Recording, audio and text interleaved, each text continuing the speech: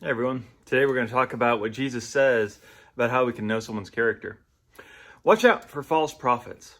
They come to you dressed like sheep, but inside they're vicious wolves. You'll know them by their fruit. Do people pick grapes from thorny weeds or figs from thistles? In the same way, every good tree produces good fruit, and every rotten tree produces bad fruit. A good tree can't produce bad fruit, and a rotten tree can't produce good fruit.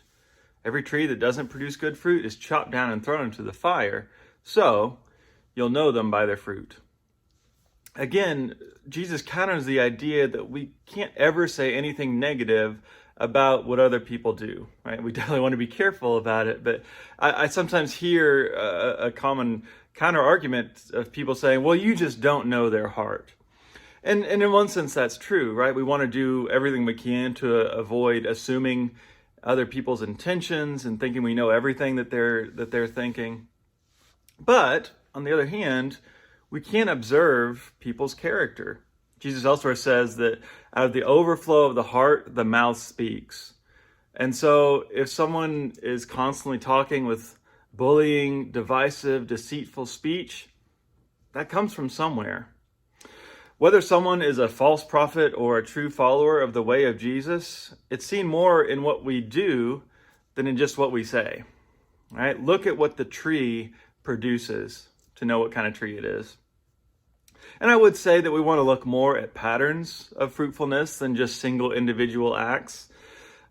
Even generally patient people can lose it on occasion. So what are your habits? And what do they say about you?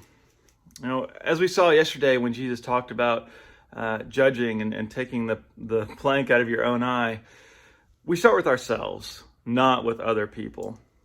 So we have to ask, what fruits are regularly being produced in my heart?